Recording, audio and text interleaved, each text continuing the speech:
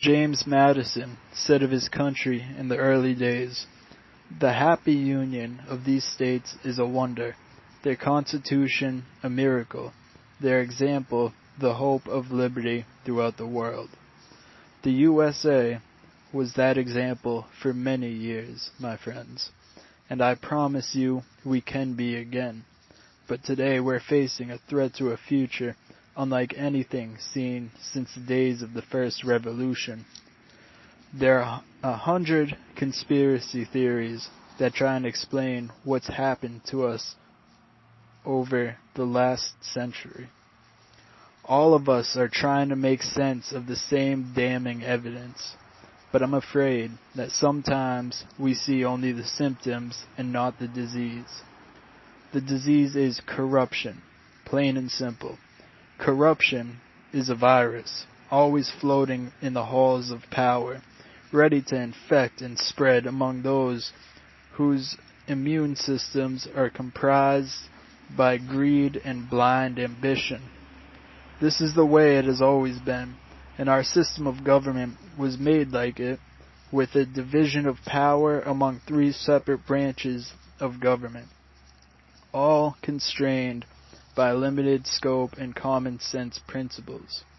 Our founding documents established this new form of government to protect us from the sickness that has destroyed freedom since the dawn of civilization, the inevitable rise of tyranny from the greed and gluttony of a ruling class. The enemy we now face is the same enemy that's always sought to enslave the people. This threat isn't new. Human history is a chronicle of the struggle of the people against oppression by the few. Those few are always among us, in every generation, waiting for an opportunity to step forward and seize power. Thomas Sowell presented our struggle clearly. The most basic question is not what is best, but who shall decide what is best. You don't need to create a conspiracy theory to explain what's going on around us today. The ruling class has written and published their plans and their history as plain as day. The book, Tragedy and Hope, is nearly 1,400 pages of history and the relentless goals of the enemy. We know this book holds the truth because it's not a wild piece of fiction written by one of us. It's a calm and rational book of facts written by an insider and historian sympathetic to the goals of the power elite, and a mentor to presidents, by the way, named Carroll Quigley. If that's their history, then the promise of American life is an early published example of their plan of action. This is written by Herbert Croly, first printed in 1909, before the beginning of the Great Decline. Its author advocated what he called a new nationalism. Big government, ever-expanding programs and departments, a nanny state with confiscatory powers and jurisdiction over every aspect of our lives. He believed that in the new industrial age, the people simply weren't fit to rule themselves as the well-meaning but misjudged founders had envisioned. Croly renounced his own life's work in the end when he saw what he'd helped to set in motion, but his writings lived on, and they influenced every fundamental change brought on by what became known as the Progressive Movement. In the first half of the 20th century, from the Federal Reserve Act and the income tax to the spiral into crushing debt and dependence that began with the New Deal. But Herbert Croly was not an evil man. He wanted a better life for the people of his country. He wrote about his idea on achieving that, and he was free to do so. America today is full of opinions and movements and agendas that differ radically from ours. Even among us we differ, and that's the way it will always be. The danger comes when good intentions are hijacked and perverted by the culture of corruption, when those elected to represent us begin to act not for your own good, but for their own gain. It's the same today. People who, for their own gain, would replace equal justice with social justice, trade individual freedom for an all-intrusive, all-knowing central government, forsake the glorious creative potential of the American individual, the beating heart of this nation, for a two-class society in which the elites rule and all below them are the same, subordinate, indebted, and powerless. That's what corruption will do, and we've allowed it to run rampant for too long. There are 35,000 registered lobbies in Washington, D.C. That's nearly 70 lobbyists for each member of Congress. Together they spend almost $3.5 billion last year. That's over $6.5 million per congressman. With that money, they buy influence, not on behalf of you, but to put forward the agendas of their clients. Corporations, international banks, the power brokers on Wall Street, foreign governments, media giants, the real self-appointed ruling class. Their lobbyists write the bills, your congressmen work as scripted frontmen for the tainted legislation, and then they vote as they're told by their handlers. Not all of them, mind you. There are still good men and women in Washington. But more than enough of them have long gone bad. In return for abandoning their oath of office, they're promised fortune and fame and re-election if they play along. And if they don't, they know they can kiss their careers in so-called public service goodbye. This country was founded as a representative republic. But you're no longer represented here, are you? The Constitution of the United States of America is about 15 pages printed on 8.5 by 11-inch paper, only 4 sheets of parchment when it was originally written out by hand. That's all of it, the supreme law of the land, the entire framework of our system of government. And do you know why it's so small? Because the government itself was supposed to be small. Is the federal government vital and important to our country? Yes. Should it exist as the heart and symbol of our country and a compass to guide our journey as one nation? Yes, but it was meant to be small. And why? Because we, you and I, are the real government in this land of ours.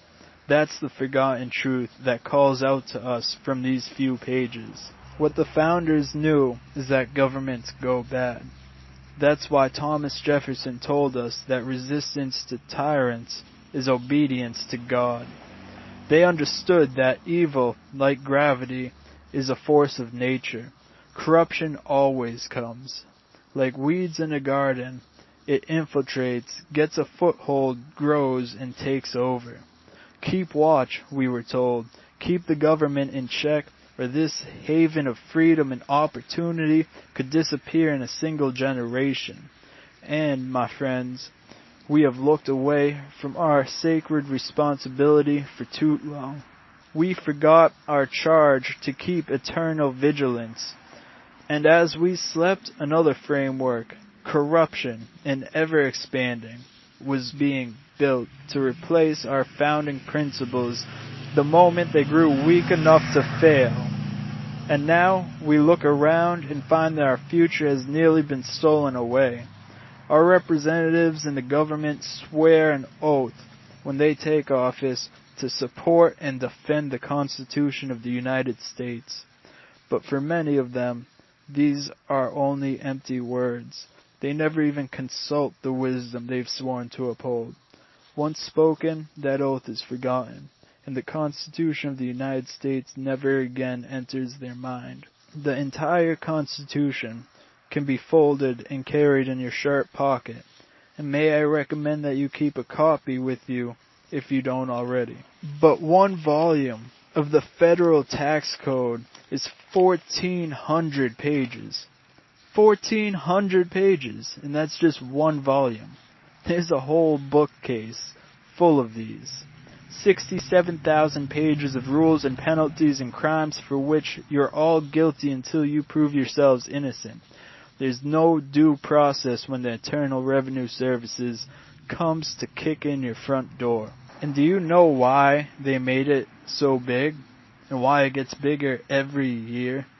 It's the same reason the IRS is involved with healthcare legislation, and the Treasury was in charge of enforcing prohibition, because the power to tax involves the power to destroy.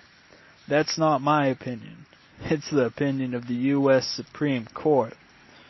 But you don't need a judge to tell you what is obvious to anyone who's ever tried to fill out a tax form. The tax code is not meant to be read and understood by the people.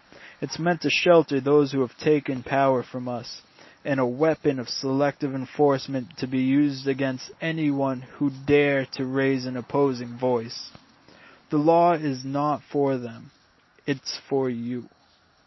Right now, 100,000 federal employees together owe almost $1 million in back taxes, and the Treasury Secretary himself is one. We are not simply fighting taxes, out of control spending, or unsustainable debt. We're fighting for something much larger, equal justice. We're fighting for the end of special expectations and perks for those who have the right people on their speed dials. There's no reason why the person who runs the IRS, the congressman who writes our tax code, or the CEO who has friends in the White House should get a free pass when you and I must pay the consequences for our decisions. John Adams once said that we are a government of laws, not men. Ask yourself, is that still true today? Your income, your family name, and your connections matter more than ever. They can help you succeed, or they can ensure you fail. How can that reality coexist in a society where all men are created equal? The answer is that it cannot. That is why we fight. And it's also why our message of equal justice is impossible for an honest person to refute. Americans are still a fair and just people. They know the difference between racism and race baiting, between violence and accusations of violence, between hatred and patriotism. Let them weigh the evidence for as long as they need, because when the verdict comes down, we will once again be on the right side. Everything we need to prevail, every shield and weapon against tyranny and oppression, even at the late stages of the cancer of corruption that sickened us, everything we need is given to us in the Constitution. All we must do is find the strength and the wisdom to awaken our friends and neighbors, take back the power under the law, and restore what's been forgotten. Restore, not adapt, not transform. Let me ask a question. Many of us are painted as anti-government, but who loves America more? Those who want to restore it, or those who want to transform it? Don't be fooled. Transformation is simply a nice way of saying that you don't like something. If you live in an old house that you adore, do you talk about restoring it or transforming it into a mansion? I don't know about you, but I happen to believe that